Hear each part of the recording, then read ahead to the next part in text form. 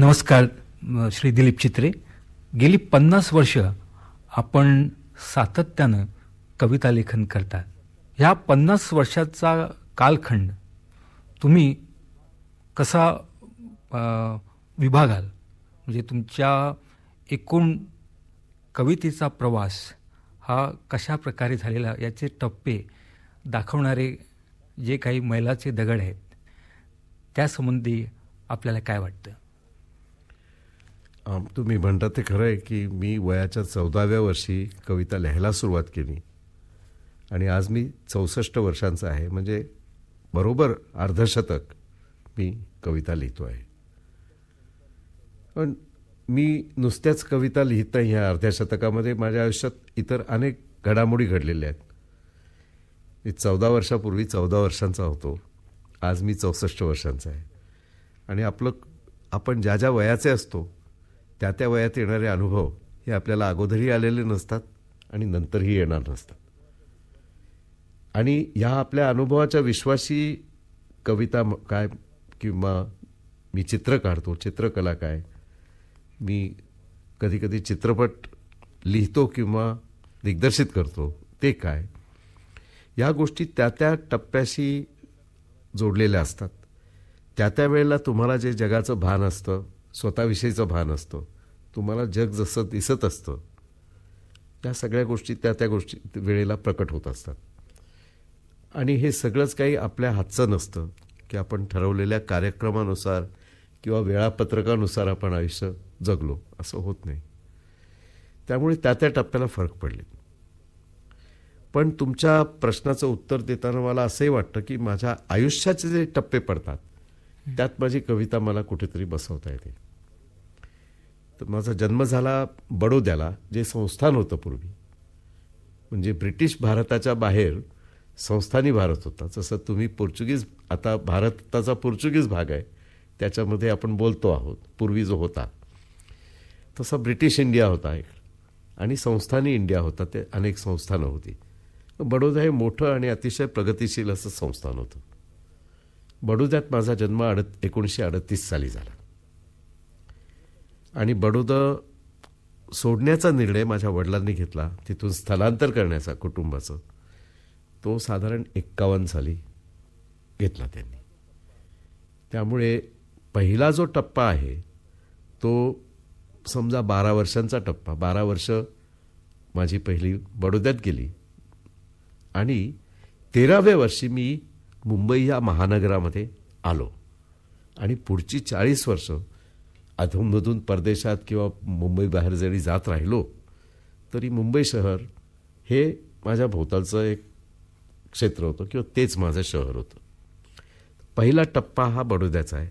त्या काळात जरी मी कविता लिहित नसलो तरी मी कविता लिहायला कारणीभूत झालेले संस्कार आहेत ते कविता लिहायच्या अगोदरपासून सुरू झालेले होते.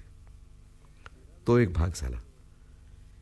13व्या वर्षी 14व्या वर्षी मुंबईत आल्यामुळे जसं स्थलांतर अशा तऱ्हेचं केलं. तुम्ही लहान शहरामधून महानगरामध्ये जेव्हा येता, लहान शहराची बांधणी वेगळी असते, तिथलं आयुष्य वेगळ्या लईमध्ये बांधलेलं असतं, मोठ्या शहरात वेगळं असतं.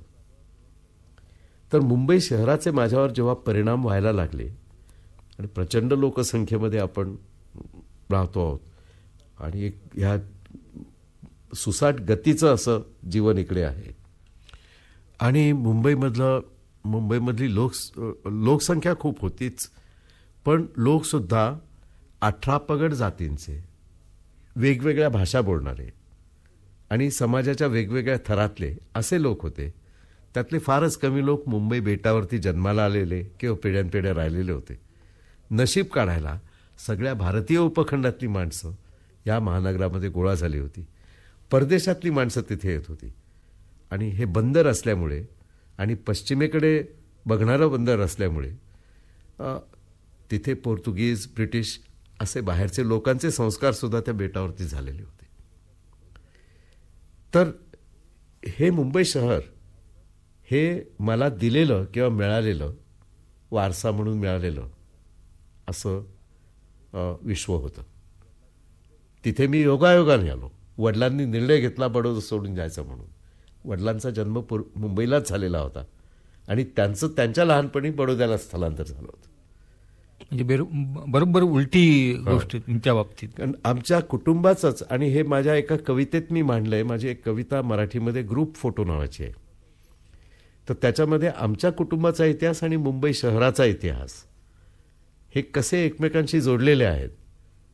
आणि ग्रुप फोटो ही कविता जी आहे त्याच्यामध्ये सर्वपित्री अमावास्येचा दिवस असतो, जेव्हा आपण सगळ्या पितरांचं हे करतो, स्मरण करतो.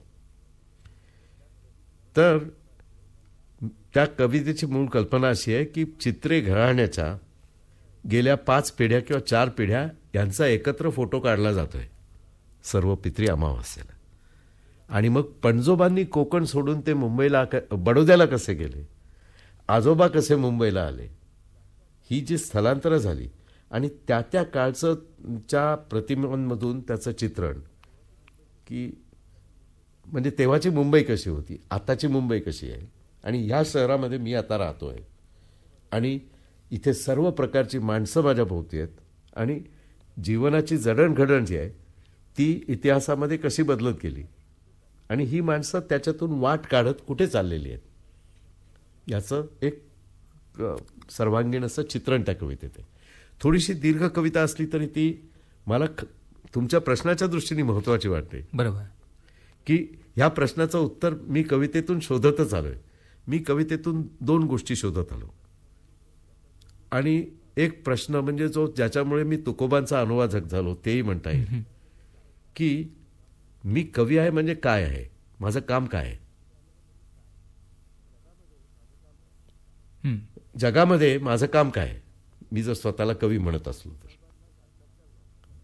आता तुकोबांना साक्षात्कार झाला आणि विठोबा आणि नामदेव त्यांच्या स्वप्नात आले आणि त्यांनी करावे कवित्व असं त्यांना काम सांगितलं. आणि वावगे निमित्त बोलू नको, म्हणजे आता उगाच काही दुसरे काही कारणं सांगू नको आणि टाळाटाळ करू नको, तुझं काम कविता करणं हे आहे. तर माझ्या स्वप्नात काही पांडुरंग आला नाही, नामदेव आला नाही, तुकोबासुद्धा आले नाही. त्यामुळे मला हा प्रश्न सतत स्वतःला विचारत राहावा लागला. तुकोबांनाही हा प्रश्न पडला की आपल्याला कवित्व करायला सांगितलंय, पण कवित्व करायचं म्हणजे नेमकं काय करायचं. आपल्याला पांडुरंगाचा साक्षात्कार तर झालेला नाही आणि त्याच्याविषयी आपण लिहायचं कसं, कारण खोटं बोलणार नाही आपण, सचोटीचा व्यवहार करणारी वाणी होते ते. त्यामुळे म्हणून त्यांनी पांडुरंगाला कवितांमधून, त्या अभंगांमधून साकडं घातलं की पहिल्यांदा तुझा मला साक्षात्कार घडव, तू मला दर्शन दे किंवा तुझा अनुभव दे, मग मी तुझ्याविषयी लिहू शकेन. जो अनुभव मी घेतलेलाच नाही त्याबद्दल लिहू कसं, मला फक्त घेतलेल्या अनुभवाबद्दल लिहिता येतं. ही जी भूमिका आहे ते मला कुठेतरी वाचताना अगदी पहिल्यापासून, म्हणजे मी 16-17 वर्षाचा असताना गाथा खोलवर वाचायला सुरुवात केली, खोलात जाऊन. तेव्हा मला पडलं की हे कवीला पडणारे मूळ प्रश्न हे ह्या कवीला पडलेले होते. आणि हा फार मोठा कवी आहे, कारण कविता म्हणजे काय, कवी असणं म्हणजे काय, हा प्रश्नच त्याच्या आयुष्यातला मध्यवर्ती प्रश्न आहे. एखादा मनुष्य जगताना जगणं म्हणजे काय, मनुष्य असणं म्हणजे काय, मी मनुष्य आहे तर माझं काय कर्तव्य आहे, असं विचारून जगायला लागेल तर तो सतत सावध राहील, सजग राहील, भानावर राहील. हेच भान कवितेच्या बाबतीत ह्या माणसाने व्यक्त केलं. म्हणून हा थोर कवी, हा माझा एक कवित्वाचा आदर्श. आणि म्हणून माझी कविता जी आहे ती स्वतःबद्दलच प्रश्न उपस्थित करते, आपल्या स्वतःच्या अनुभवाबद्दल प्रश्न उपस्थित करते आणि त्याला ठाम अशी उत्तरं तिच्याकडे नाहीत. त्या क्षणी जे जसं जसं भावतं, दिसतं, जाणवतं किंवा कळतं ते वेगवेगळ्या थरावरती त्या क्षणी व्यक्त झालंय. एखाद्या क्षणचित्रासारखं, फोटोसारखं त्या कवितेमध्ये त्या काळी मी काय, माझी जाणीव काय स्थितीमध्ये होती आणि ती गतिमान होती, ती गती कुठेतरी पकडायचा शब्दांमध्ये प्रयत्न मी केलेला आहे. आणि कवितेकडे बघण्याचं माझं हेच दृष्टिकोन हाच आहे. त्यामुळे मी कवितेची ह्याच्या पलीकडे व्याख्या करायला जात नाही, कवित्वाची सुद्धा ह्याच्या पलीकडे जाऊन मी व्याख्या करणार नाही. आणखी एक महत्त्वाची गोष्ट अशी की तुमच्या व्यक्तिमत्वाला वेगवेगळी अंग आहेत.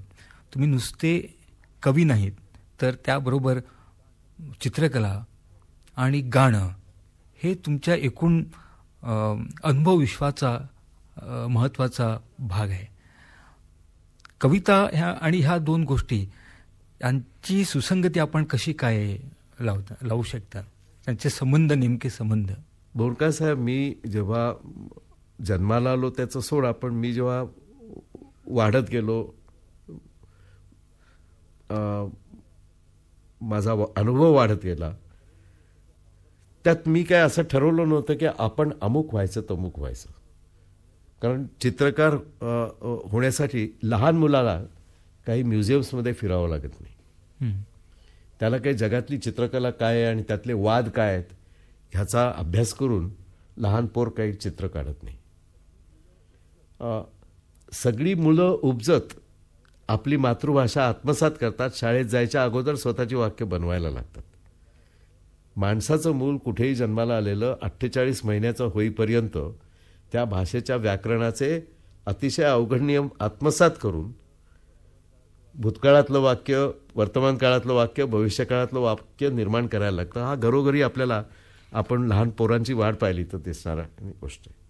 ह्या देणग्या ज्या आहेत त्या आपल्या नैसर्गिक देणग्या, आणि निसर्गाने काय तुला स्पेशालिस्ट हो तू असं सांगितलेलं नाही की अमुक तुझी गरज मार, डोळे बंद केल्याशिवाय किंवा कान बंद केल्याशिवाय तुला कवी होता येणार नाही, असं तर नाही आहे.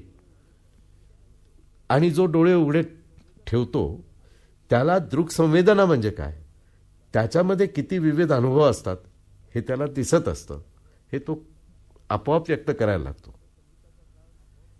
माझा संगीताचा कान जो काही उपजत मला संगीताची आवड असेल, पण हा लहानपणापासून संस्कारित होत गेला. कसा तर आमच्या बडोद्याला फैयाज खां साहेब तिथे राजगायक होते आणि माझ्या थोरल्या मामाला संगीताची खूप आवड होती. फैयाज खां साहेब हे दर गुरुवारी एका दत्त मंदिरामध्ये गाणं गात असत आणि मी 3 वर्षाचा असताना मला माझा मामा तिकडे घेऊन गेला. तर 3 वर्षाच्या वयामध्ये कुणाही मुलांनी एक 10-15 मिनिटांमध्ये चुळबुळ सुरू केली असती, आणखीन ते उठून जायला त्यांनी आपल्या बरोबरच्या मामाला किंवा काकाला सांगितलं असतं. मी जेव्हा गेलो, माझ्या अजून तो अनुभव डोळ्यासमोर आहे की खाँसाहेबांच्यापासून मी फक्त काही फुटांच्या अंतरावर छोट्याशा अवकाशामध्ये असा होतो, मामाच्या मांडीवर बसलेला.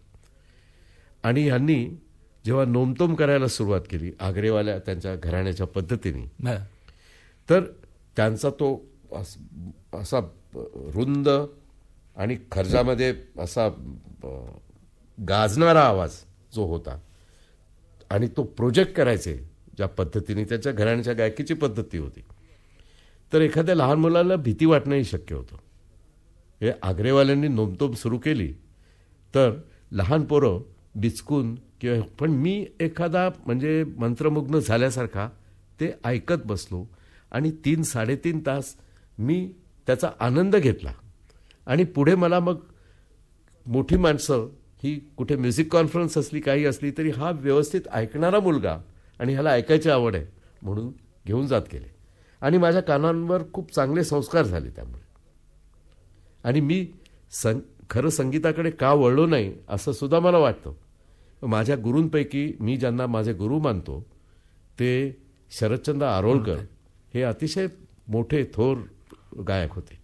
ग्वाल्हेर घराण्याची गायकी ही ज्यांनी 20व्या शतकामध्ये पुढे नेली असं म्हणता येईल, त्याच्या चौकटीमध्ये राहून, परंतु त्याची पूर्व परंपरेमध्ये नेमकं रेलेव्हंट काय आहे, नेमका कस कुठे आहे हे जागरूकपणे पाहून त्यांनी ख्याल आणि टप्पा गायकीमध्ये आणि ठुमऱ्या किंवा भजनंसुद्धा गाण्यामध्ये त्यांनी ज्या गोष्टी आणल्या आणि स्वतः बंदिशी बांधल्या त्या अप्रतिम आहेत आणि प्रसिद्धी प्राणमुख असे होते ते.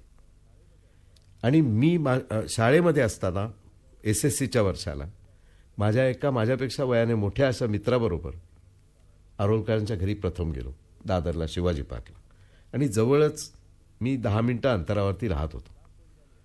आणि बुवांना का कोण जाणे असं वाटलं की मी त्यांच्याकडे येत राहावं आणि माझ्याशी गप्पा मारत मी विचारलेल्या प्रश्नांची उत्तरं देत. असं करता करता त्यांनी संगीताविषयी माझ्याशी बोलायला सुरुवात केली. मला त्यात खूप रस आहे असं कळल्यानंतर, बरं मग उद्या सकाळी तुम्ही जर 4:30ला येऊ शकाल तर या. मी पाणी भरून झालं घरचं की तंबोरा घेऊन बसणार आहे. तर तंबोरा मी छेडायच्या अगोदर तुम्ही आलात तर मग तुम्ही बसून माझा रियाज ऐकू शकाल. असं बुवा सांगतील त्या वेळेला जाऊन. आता बुवांचे जे ज्येष्ठ शिष्य आहेत शरद साठे, ते नंतर त्यांचे शिष्य झाले. किंवा नीला भागवत हं, ह्या त्यांच्या शिष्या खूप उशिरा झाल्या. मी सांगतो 1954 साली म्हणजे 16व्या वर्षी बुवांकडे जायला लागलो. आणि ते बुवा जाईपर्यंत माझा त्यांच्याशी असा अतिशय जवळचा संबंध होता. पण त्यांच्याकडून मी जे शिकलो ते नुसतं गाणं ऐकायला शिकलो असं नाही, तर आपल्या भारतीय व्यवस्थेमध्ये ज्याला परंपरेचं भान आहे आणि तरी जो स्वतःच्या जगात समकालीन म्हणून जगतो आहे, त्या माणसाला जगणं किती अवघड आहे आणि तरी तसं अवघड जगणं किती आवश्यक आणि महत्त्वाचं आहे याचं उदाहरण मी बुवांकडून पाहिलं. बरोबर. चित्रेसाहेब, आपण चित्र पण काढलेले हे एक महत्त्वाचा भाग आहे. आणि शंकर पळशीकरांसारखे प्रसिद्ध चित्रकार, त्यांनी तुमच्या चित्रासंबंधी अतिशय चांगले उद्गार काढलेले आहेत. हा चित्रकलेचा भाग तुमच्या आयुष्यात कसा काय आला? मी कविता लिहिण्याच्या अगोदरपासून सुद्धा चित्र काढायला सुरुवात केली होती. मला लहानपणापासून चित्र काढण्याची आवड होती आणि मी ती आवड कधी मारली नाही आणि असं समजलो नाही की मला आर्ट स्कूलमध्ये जाता आलं नाही तर मला चित्रकार होता येणार नाही. आता बऱ्याच लोकांचा अलीकडे गैरसमज वाङ्मयाबद्दल पण असा असतो की अकॅडमिक पद्धतीने आपण वाङ्मय शिकलो म्हणजे MA मराठी घेऊन झाला किंवा इंग्रजी घेऊन झाला तर त्या माणसाला एक साहित्यामध्ये शिरण्याचं लायसन्स मिळालं आणि बाकीचे सगळे अनलायसन्स्ड लोक आहेत, त्यांच्याकडे परमिटच नाही वाङ्मयाचं. तर ही गोष्ट चित्रकलेच्या बाबतीत पण मानली जाते. अकॅडमिक लोकांना असं वाटतं की या सगळ्या कलेच्या व्यवहाराच्या मध्यवर्ती असे लोक कोणी असले तर आपण आहोत. समीक्षक लोकांना वाटतं की आपण मध्यस्थी करणारे लोक आहोत. म्हणजे पुरोहित लोक जसं सांगतात पूजा अशी करा तशी करा, ह्याचा अर्थ हा मंत्र म्हणा, हे अमुक करा, ते तुम्हाला सांगणारे लोक म्हणजे समीक्षक. पण ह्याच्या पलीकडे रसिक आणि प्रत्यक्ष कलावंत असतो. प्रत्यक्ष कलावंताला आपला स्वतःचा आविष्कार करणं हे जास्त महत्त्वाचं वाटत असतं, ती त्याची गरज असते. आणि रसिक असतो त्याला आविष्कार कलावंतांचे बघण्याची गरज वाटत असते. या गरजेच्या आधेमध्ये येणारे सगळे अकॅडमीज, सगळी मध्यस्थी, समीक्षक असोत, शिक्षक असोत, व्यावसायिक असोत त्या क्षेत्रातले, हे सगळे बाहेरचे आहेत. कलेच्या किंवा कलाविष्काराच्या आणि कलेच्या रसास्वादाच्या मधोमध कुणी जर असेल तर फक्त 2च लोक आहेत, रसिक आणि कलावंत. आणि त्यामुळे माझी हिंमत काही त्याच्यामुळे खचली नाही की आपल्याला आर्ट स्कूलमध्ये जाता येत नाही किंवा आपल्याला संगीत शिकता येत नाही, आपण आता वाङ्मयाचा अभ्यास करायला गेलो कॉलेजमध्ये आणि त्यामुळे आता आपल्याला स्पेशलिस्ट झालं पाहिजे. नाही, मी माझ्या आवडी कधीही मारल्या नाहीत. त्या गरजा होत्या म्हणून आवडी होत्या. प्रत्येक आवड ही गरज असते मुळामध्ये. मला फोटोग्राफीमध्ये रस होता, फिल्म मेकिंगमध्ये रस उत्पन्न झाला आणि मी ठिकठिकाणी जाऊन वेगवेगळ्या तंत्रज्ञांचं काम बघून त्यांच्याबरोबर तासनतास घालवून मी फिल्म मेकिंग शिकलो. तेव्हा मला फिल्मच्या पटकथा लिहिता यायला लागल्या. मला त्याचं दिग्दर्शन करण्याचं शिक्षण मिळालं. ते एडिटिंग टेबलवरती फिल्मचं संकलन कसं होतं हे बघून मिळालं. कॅमेऱ्याच्या मागे जाऊन भिंगातून मी दृश्याची रचना बघत होतो आणि मला पेंटिंगची आवड असल्यामुळे मला माझे दृश्यरचनेचे विचार जे होते ते चित्रपटात मला प्रत्यक्षात आणता येऊ शकत होते. लाइटिंग म्हणजे प्रकाश योजना कशी करायची, हायलाईट कुठे पाहिजे, शॅडो कुठे पाहिजे, इथे कुठला तपशील पाहिजे, या सगळ्याची मांडणी कशी पाहिजे, हे विचार जे मी चित्रकलेच्या बाबतीत करू शकत होतो ते फोटोग्राफीच्या आणि फिल्मच्याही बाबतीत करू शकत होतो. आणि माझ्या कवितांचं म्हणाल तर माझ्या कवितेमध्ये दृश्य प्रतिमा ज्या येतात, कित्येकदा माझ्या कविता तुम्हाला एखाद्या छोट्या पटकथेसारख्या वाचता येतात. तुमच्या एकूण कविता ह्या संग्रहात अशा प्रकारच्या कविता बऱ्याच मिळतात. पुष्कळ लोकांनी याच्याबद्दल असं म्हटलेलं सुद्धा आहे. म्हणजे मी 2-3 तरी लेख असे वाचले की ज्याच्यामध्ये माझी कविता आणि माझी चित्रकला याचा संबंध लोकांनी लावायचा प्रयत्न केला. आत्ता माझं जे नुकतं मुंबईमध्ये चित्रप्रदर्शन झालं ते हॉलंडमध्ये आत्ता स्थायिक झालेले आणि डच नागरिक झालेले मराठी चित्रकार जे कवी पण आहेत भास्कर हांडे यांनी ते स्वतः स्पॉन्सर केलेलं होतं आणि त्याचा कॅटलॉग जो आहे त्यात त्यांनी मराठीमध्ये एक प्रदीर्घ लेख लिहिलेला आहे आणि माझ्या व्यक्तिमत्वामध्ये माझे चित्र आणि माझी कविता यांचा कसा अन्योन्य संबंध आहे आणि मी केलेल्या भक्तिकाव्याच्या अनुवादाचं रूपांतर माझ्या दृश्यानुभवामध्ये माझ्या चित्रांमध्ये कसं होतं हे त्यांनी तिथे सांगितलेलं आहे. आणि माझी चित्र हे भक्तीचा अमूर्त चित्रकलेच्या पातळीवरचा आविष्कार आहे असा मुद्दा हांड्यांनी त्याच्यात मांडलेला आहे. चित्रसेव, आता शेवटी एक प्रश्न असा की गेली 5 दशकं आपण कविता लेखन करतात. आज आपल्याला एकूण कविता ह्या प्रकारासंबंधी काय वाटतं? मी कवितेकडे बघताना कधीही ती ह्या भाषेतली कविता त्या भाषेतली कविता असा भेदभाव केला नाही. मी मराठी बाहेरची खूप कविता वाचली, भारतीय कविता पण वाचली, अन्य भाषांमधली पण वाचली, युरोपियन बोधलेयर वगैरे हे कवी तर आपले. पण मी समकालीन कवींची पण वाचली आणि कित्येकांचे मी अनुवाद केले, जर्मनमधून अनुवाद केले, स्पॅनिशमधून केले आणि ती भाषा येणाऱ्या माणसांच्या बरोबर बसून त्या कवितांचा पहिल्यांदा मी आनंद घेतला आणि नंतर नेमकं कवीने काय केलंय ते समजून घेतलं आणि त्याप्रमाणे अनुवाद केले. आणि मराठीमध्ये सुद्धा आज लिहिली जाणारी कविता छापली जाण्यापूर्वी वाचायला मिळण्याचं मला भाग्य लाभले. कारण मराठीतल्या महाराष्ट्राच्या अनेक जिल्ह्यांमधले मराठी कवी जे आहेत त्यातले कित्येक जण स्वतःच्या कविता मला पाठवतात किंवा घेऊन माझ्या घरी येतात. आणि 16-17 वर्षाच्या वयापासूनचे असे कवी हे येत असतात माझ्या संपर्कात.